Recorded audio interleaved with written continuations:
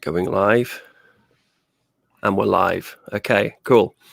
Right, so this is our little introduction to our Bitcoin Hacksprint sofa couch, where we're going to be pulling some people, kidnapping some of the speakers from the Fulmo Hacksprint, which is attached to the Chaos Communication Congress. And then also just, some participants who are getting involved in the Hacksprint and building things and exchanging ideas. We're going to pull them into a bunch of shows over the next few days on World Crypto Network, and ask them some questions about, all things Bitcoin and Lightning and the projects which they're interested in. So it's probably best, Christian, I know you've just kind of already done this over on the Fulmo channel, but it's probably best if from the man himself, if Christian just briefly introduces what the Lightning Hacksprint is, and then also what Chaos Communication Congress is for those out there who don't know, if you don't mind. Mm-hmm. All right, sure. Hi, Christian. I'm Rutzol. Maybe some people know me from the Raspberry Blitz project. And we're doing with Fulmo, we're doing the Lightning Hacksprint. So now for the next 3 days. Maybe some people heard about the Fulmo Hack Days or the Lightning Conference we did. So this were all kind of in real life events where we gathered the community, and it was always great to have people around and then pushing projects forward and discussing stuff.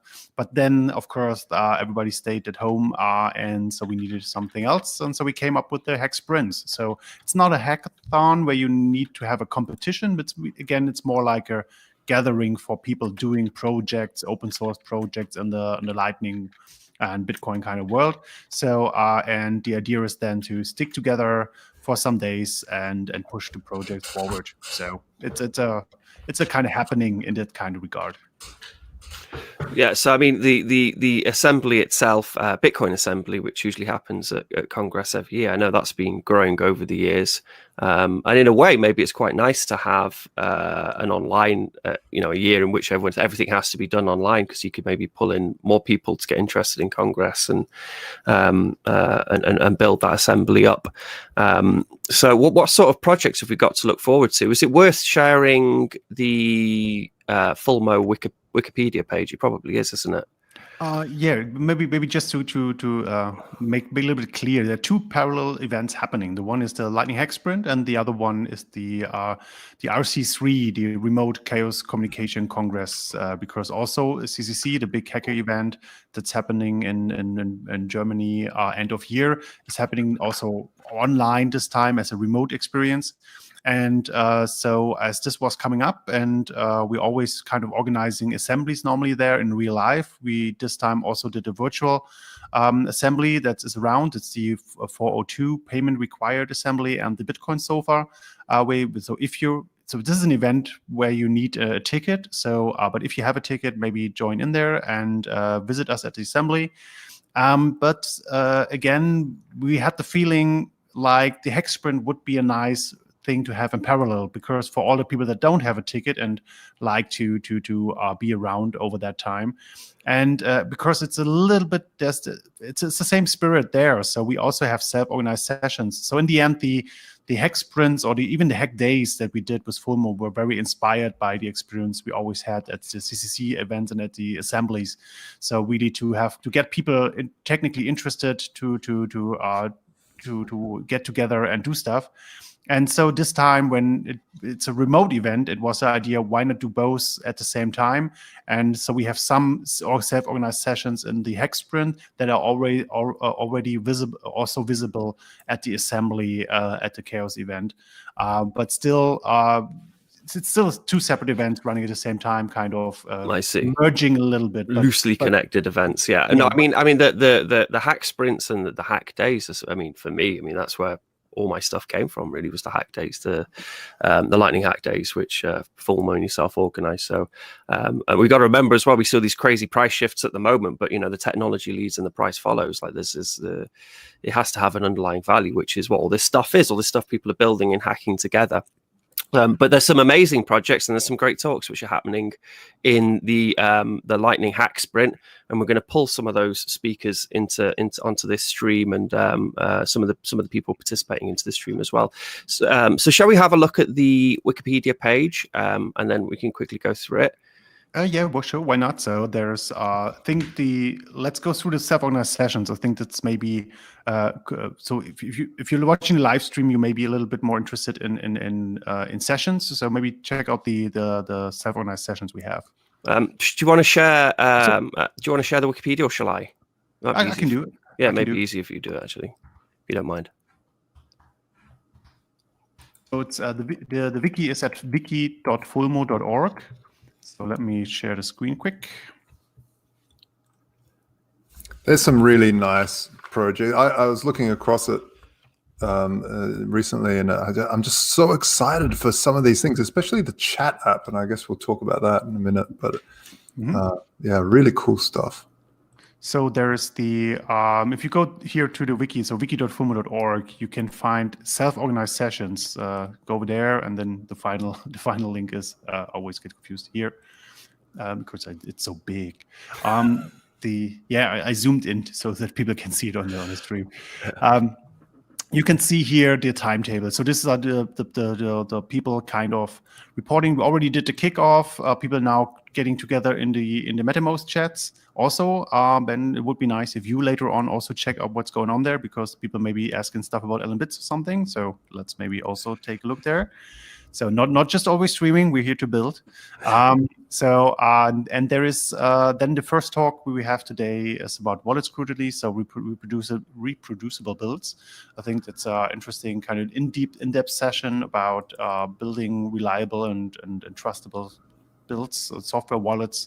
So this is happening today, and the other one, this is maybe the thing you were talking about, Josh, is the Swings app. And we will hopefully have, I really hope, because I heard somebody's ill, so I still hope this is happening. We will have an introduction how you can build your own tribe, your own group on this decentralized chat app that is using the Lightning Network as a back end for messaging. So, and it's also very connected to this podcasting 2.0 experiment Adam Curry is doing. Yeah. So you can really do people have their groups, and they have their podcast, and then they can then people there can listen to the podcast in the app. And because it's a wallet, it's a chat app and a wallet, they can stream payments, donations, payments, and this is all kind of involved into the RSS of the podcast, so it can combine and then work. So it's experimental, but I think it's a very interesting part of what we always dreamt of, to have this streaming payments and financing kind of a decentralized content distribution with decentralized money. So that's definitely one highlight there. And then that's just for today. And then we have tomorrow there's LND Q&A for the new LND version coming up, some backgrounds on Bitcoin design, so maybe what you can, maybe quick takeaways for your own app designs. Then there is a short session where you can talk to somebody from a venture capital firm to maybe see if your open source project makes sense to do it in a full-time project. So that's one direction. And then there is the podcasting 2.0 session. So this is also about the Swings app. And Anita Posch will give us her background on experience, because she's a podcaster. So she will let you know how this felt to be on the Swings app versus podcasting 2.0, and what is it about from a kind of practical kind of session. Also, I think there will be technical stuff in there, but more from the perspective of a podcasting. Awesome. And then there's some stuff about running a node in a very independent way. So running it by solar power or even independent networks, and even rolling it out in a rural area like what you can find in Nigeria or Africa. So those two talks will be kind of interesting with Chris Ellis and Shamsi Shooter tomorrow. And then we will get a quick overview of a Spectre. So this is an app for multi-signature and other remote controls for your Bitcoin wallet. So interesting stuff over there. A deep dive into the Rust LMP node. So the people building a lot of implementations of the Lightning protocol. Though there's the LND, there's the C Lightning, and there's also people working on a Rust implementation here. And you have the chance to really deep dive here into it. And maybe if you're a Rust person or interested in Rust, definitely something to maybe a field for you to check out. One highlight I think is very interesting is from the Bit Devs Berlin. It's a review of 2020 and for 2020, the year look back what development happened in Bitcoin, and of course Lightning is part of this. So this is a good catch-up session. If you just say, well, that's a big session. But I mean, every time I've been to one of those Socratic seminars, although they blow my mind and they hurt, they're really good. It's really good content. Yeah, and now it's maybe the first time you see it. It's very depth, but I think because it's a year overview. So if you do it this once, do it maybe with this review. so you get the 1 year compromise. Yeah, just do one of these a year. That's all you need to do. Save time. Stop looking at Reddit. That's all you need to know, hopefully. And after that, a little bit more on the light side, there's the Lightning Kahoot. So this is more like a quiz game about Lightning. So you can test your knowledge about Lightning. And it's more in a fun way, in a quiz way. And even if you don't have the right answers, even to hear about the questions and right answers will teach you, I think, a lot. So that's also quite nice. So that's the thing for the Monday. And then we have the third day. And Jonas Nick will kick it off with an intro into provable crypto for Lightning Network. So take a look a little bit like how the crypto works and maybe how to get a mental model of it and understand multi-signatures and like music too, maybe why it is that way. So definitely for the crypto nerds and people that want to understand it maybe a bit deeper, it's a good session there. And then we try to wrap up the Hacksprint. So there were kind of 3 days of people having time to work on ideas and projects. And then we want to know what happened and sum this up in a wrap up. And when we're done with that, we have a fun part over here. Still have to correct the link over there, but we hopefully have a Bitcoin bounty hunt. So a little bit shooting game and hunting Satoshis for fun. So I think this alone is the session part. And now all of these sessions, Christian, they're not going to be. I mean, people can participate, if they join through the wiki and if they join the Mattermost and the Jitsi streams. But these aren't going to be streamed on YouTube, are they? No, it's not in the plan. So maybe people can, if the people that are giving the talks, maybe they can record it themselves, if they can do screen recording or something, and then publish it on YouTube. But there should be every questions from users should be blanked out and edited out. That could be possible, but we not doing. Besides the kickoff and the wrap up, from our side there is no live streaming. Yes. So if people watching this video they want to participate in some of these sessions or they want to listen to some of these talks, then you have to join in on the Mattermost on the Jitsi links and actually watch them live. That's kind of the reason we're here. So we after people have done their talks, we're able to kind of pull them in and then have, a little informal chat about what their talk was about and then ask them some questions. And then, they know that what we're producing is going to be streamed on YouTube. So I think that's quite nice that there's the privacy centric session. And then if anyone wants to then pop in on a less private streamed couch, then that's what we're here for here. Yeah, so it's the idea to give people the possibility. It should not be just a kind of people just telling you stuff. There should be possibilities for people to ask questions freely, and also I know it's like maybe sometimes it's recorded. I'll watch it later. Yeah, exactly. Yeah. And actually, I mean, I remember that first Lightning Hack Day, and the very fact that the talks weren't recorded was really, liberating for the people doing the talks. They can speak a bit more candidly, and they know that everything they're saying isn't going to be, burnt into some video stream on YouTube forever. So it's nice for that to be there, but then it's also nice for people to still get access to the information afterwards.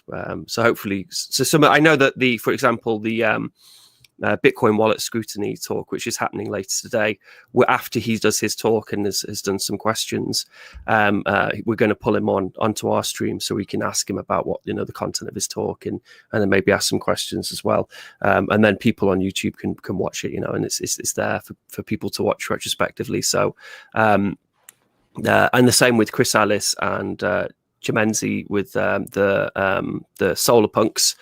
I like the phrase Solar Punks. It's great. We're going to pull them into and have a little chat with them and see how that project's coming along. In fact, now I'll quickly share my screen. Right, sorry, I'm really poor at this. Okay. All right. Can you see that now? So here's there's a link which is in the description of this video, and on that link, it will be it's a schedule of our streaming events here on World Crypto Network for the Hacksprint, and this will be being updated as people book in, for interviews or for chats or whatever on our sofa. So what do we have? So we've got the guy from the Bitcoin Wallet, Scrutiny Reproducible Builds, having a little chat with us at 9 o'clock. Although I did see that you've got a session at 9 o'clock, so maybe we'll see if we can move that back a bit. Then tomorrow, I'm going to do a little tutorial on my little Gertie thing, which I've made, which is an L&D node monitor. We're doing a Bitcoin chit chat with Oliver Guga and Corey Nicaris and Evan. And Oliver's going to get us caught up on the L&D stuff, which I know he's also doing for the Hacksprint sessions. But then this is a nice, live streamed version, which other people can plug into and get that information. Then we're doing an Alan Bits meetup at 4. We've got some Nostar, again, which is another decentralized communication protocol, which Fiat Jeff has been working on. So we're going to have a little discussion around that. That's not in the Fulmo Hacksprint, but it's something which a lot of us are excited about. So it'd be nice to get a session on that. Money sockets, we're going to talk about money sockets 8 p.m. tomorrow. So all these times are UTC +1. So that's Berlin time. So we're going to be talking about money sockets tomorrow at 8 o'clock. And then on the 29th, we haven't really got anything booked in, but we got to be confirmed. We've got the solar punks. In fact, I think that is confirmed. So I need to put that in there and then put the YouTube video link there as well. So let's go all the YouTube links.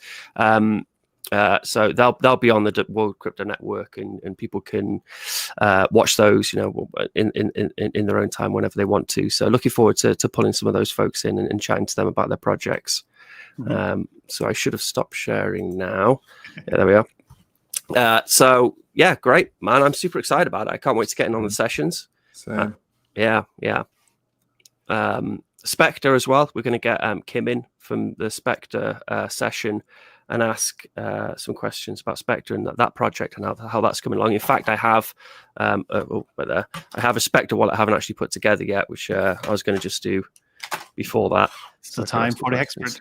Exactly. That's why we're here, isn't it? We have a good excuse to get, we've spent time with our families, and they're sick and tired of us, and we're, they want to get rid of us, and we could dork out over our dorky stuff. So, Josh, you're into that Sphinx chat thing. I don't know anything about this really. I know that it's messages over the Lightning. Well, yeah, I just, so many times you hear about other use cases of crypto, and that's why all these people are building these other chains. And, at the end of the day, pretty much every product, most digital things come down to one thing, and that's message passing, secure message passing. And so to see message passing at a bigger extent than just signing keys and shifting that currency around, and to see people actually passing messages, I think that's really interesting, and it opens up Bitcoin again to these dreams of other use cases, which I think a lot of people are always got a hunger for. I think it's the Sphinx app is a bold move, and because just imagine what kind of messaging stuff we have out there. We have the centralized messaging service, even the end-to-end encrypted, but they have a big servers like an Amazon service, whatever. Like everything goes over those central servers. Yeah. Maybe it's encrypted, but it's central point somewhere there. And then we have like a little bit more federated stuff where you like the Mastodon, where people run instances and they're then connected, but everybody has a hub like where you connect to.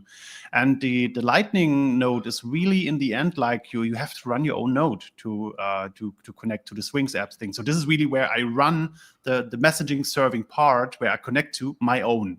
So we really have a lot of stuff out there, and like everybody's really owning the and the rest from there is really very decentralized going around. So it really pushes the infrastructure really on the side on the user.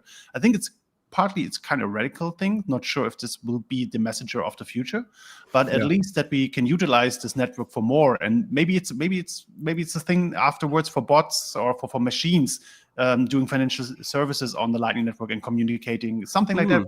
Who knows where it develops? So yeah, that's cool. So it might not even be for humans to communicate over, but it might be something which is used for computers to sort of send information to each other. We see with the podcasting 2.0, we see how it can make sense. So I really like the experimentation in this direction. But just from the network infrastructure, I think it's a very bold move really to move the kind of node servers, the messaging service at the end, to really on the running. I'm running here on my own. I'm running this one in my home thingy.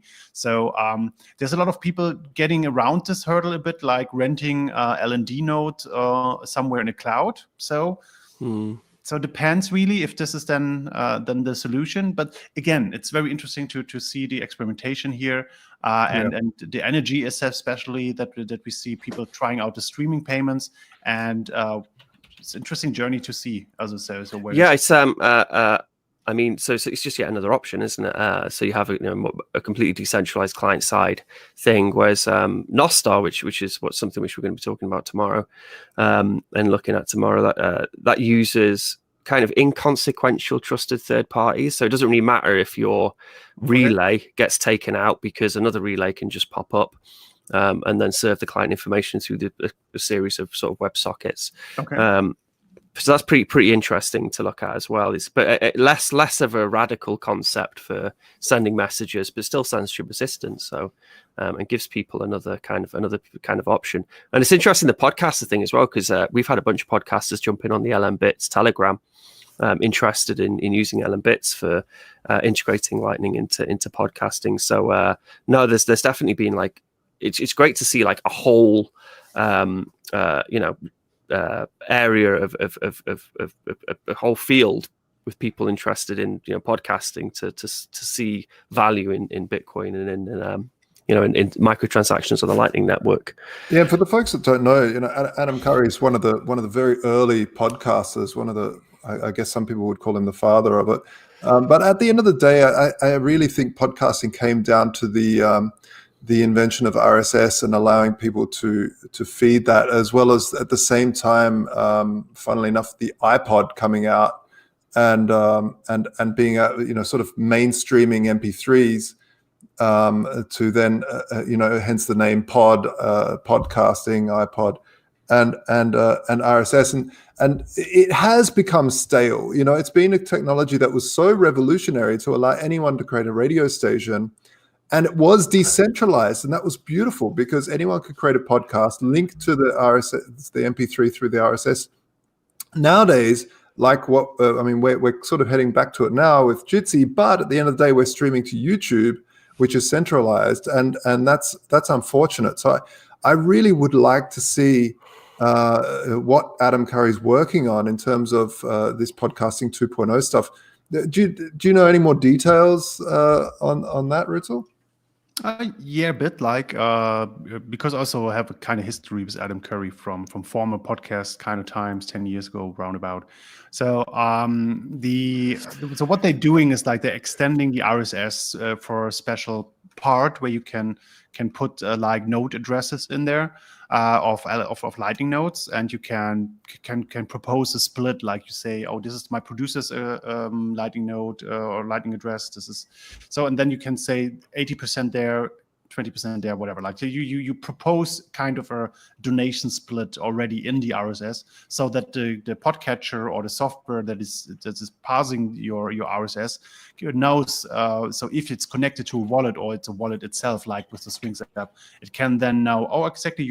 I will now for every minute I will send some satoshis, and the satoshis will automatically split in that kind of percentage thingies in there. So this is a bit like basic infrastructure, and then of course it fits into the whole Swings app with the tribes, so you really have a group chat around it, so it adds a little bit more fat around the bone, and so this is at least gives you this experience what it can mean to really send those little Satoshi values. But the only thing is that what we also have to learn if you pay 1 Satoshi a minute, whatever, you may pay 3 Satoshis for routing. So there's, I think, some details we will see now how we can solve those better. But it's especially. But I mean, again, that's like you got to stress test, haven't you? You've got to use the software to work these things out, because you can have all these like grandiose utopian ideas of how you're going to utilize the tool, but until you actually start using it, like, oh, I can't use it like that because of blah, you've got fees to pay. It was funny because Adam Curry was actually on the LM Bits chat, and I was chatting away to him, and I had no idea who he was. So I was just like, what's this podcast dork? That's they're a bit old, aren't they? Podcasts. I don't care about podcasts. And then you mentioned it, and I looked at his name. I was like, oh God, it's him.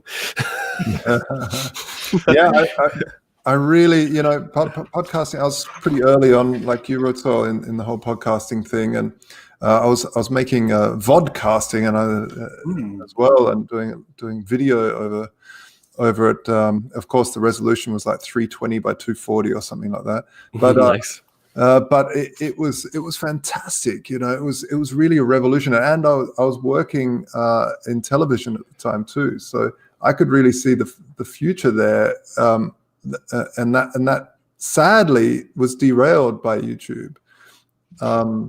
But yeah, this whole renaissance of podcasting came back. But again, we have Spotify centralizing podcasts. We have a whole bunch of spaces. So really, I think it's so important that the internet starts to decentralize again. And we are seeing it with some of the censorship that's happening, especially on YouTube, Twitter, and these big platforms. And every time someone's censored, it does pull their entire audience off into another, more of a self-hosted solution. So I actually think this censorship that's happening is kind of good for the internet, because it's forcing people to. Oh yeah, man! Like I get every day I'm more sick and tired of Twitter and ready to jump ship. And as soon as there's a viable alternative, I'll jump ship. And it's the client side stuff's not too hard. I mean, I started playing around with the Nostar stuff, and I've got like a front end which is basically a Twitter clone. It looks all right. It looks and feels like Twitter. So I just got to get it to work with the Nostar network and get enough people on there that it's actually worth going on.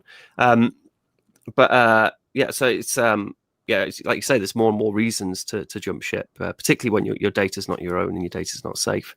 One thing I've just noticed here is on the Sphinx site, I'll just share the screen, is this crazy thing of donating on a daily, weekly, or monthly basis using Bitcoin, how many payments or until a certain date.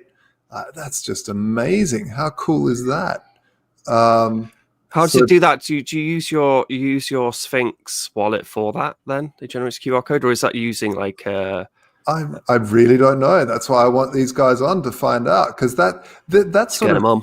Really allowing for this sort of thing where you go for an Uber ride and streaming, stream the money, or allow you to have subscription services like I don't know, some sort of Netflix type thing where you pay on a monthly basis. I mean, this is just amazing. So Alan, you always draw to me is just like a direct debit. You can set in a time, so pay X amount every month or week or day or hour or minute, and you can use an LNURL withdrawal link. Similarly, if your wallet's willing to willing to make the transaction every hour or week or whatever. So no, it's there. The technology's there. So but maybe there are some limitations, like Christian said, when it comes to fees and things. But we're able to now explore that money streaming technology. And in fact, that's the WebSockets, the money socket idea is great for that too, for streaming money. And the Money Socket group, they've got some great experiments with that. So looking forward to speaking to them tomorrow. In fact. Christian, I know that obviously you're heavily involved in organising all this. So if you do need to nip off and crack on, then don't feel bad. I already looking at what's happening in the chat. And I need to prepare for we have in around half an hour, we have our first session. about the wallet scrutiny thing. So at least I need to prepare some stuff. Yeah.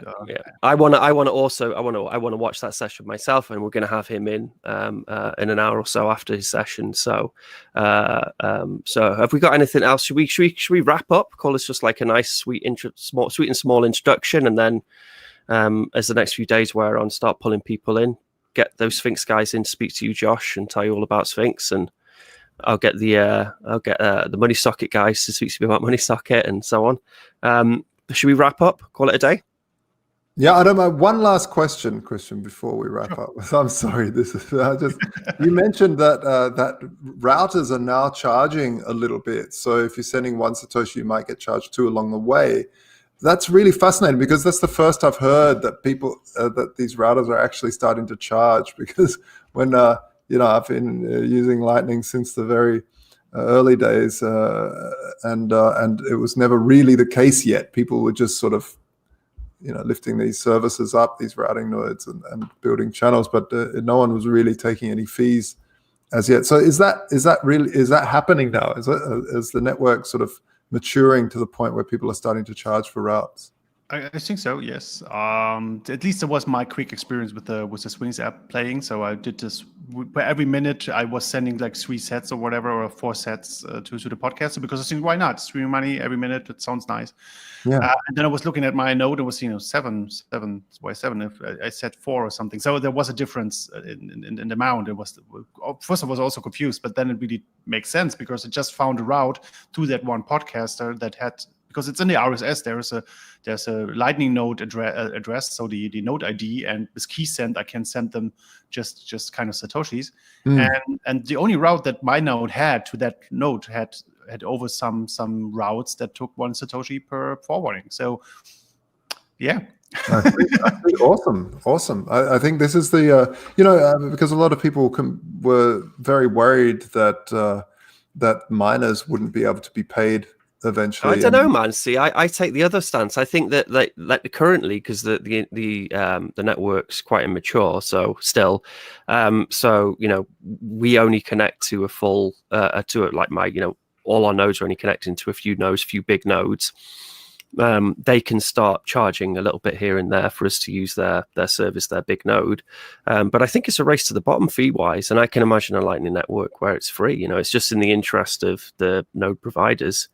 But my friend, there will be people that will make it easy for you to put your podcasting there, and they will control your first route to the network. Exactly. Well, that's what worries me, because then you have a depletion. Because like in Allen Bits, so something I became aware of was something called a depletion attack, where you can tell a transaction to take a certain route, and then you put it through one of your nodes, and you charge like a really high fee. So being forced to go through a certain node is quite scary to me, because they can just force you to pay. Obviously, it's not within their interest to pay an astronomical fee, but they can take your money. Yeah, but I think this is something that we will see. So then, when the users or the donators of a podcast realize that, they will inform the podcast and say, "Come on, why do I pay so much high fees when I'm donating to you?" And then maybe the podcaster has to think about the situation where they have that node, build up other routes, connect to something better. So I think this is an optimization process, but it's a learning process we're kind of entering right now.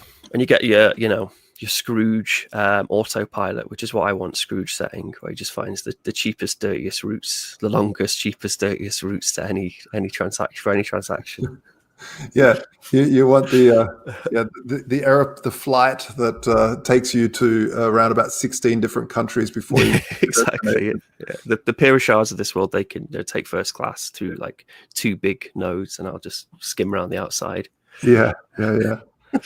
All right, I need to check your stuff. So and don't forget to push always the links to the videos, because there's a recording available of this just into the general Hacksprint channel on the MetaMost, and so that people can catch up even on them, because you're recording this, so this is quite nice.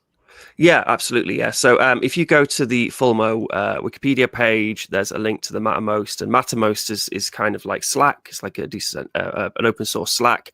You can go on there, join groups, join sessions, and the links to all the Jitsi sessions, which are going to be posted, they're going to be dropped on the Mattermost as well. So you have to log in, you have to make put in an email address and password, but just, if you want to stay anonymous, just put a burner email, it doesn't matter.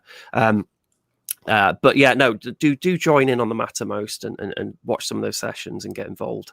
That's what it's all about. Thank you, Christian, so much for organizing it. Thank you for your time as well. Absolutely. And hopping in on this introduction. Thank you, Josh. And really excited to pull in kidnap some of your speakers and participants and drag them in on this stream as well. So thanks for watching, audience, and cheers. I'll speak to you soon. We'll see you soon. Alrighty, bye-bye. Cheers. Ciao. Bye.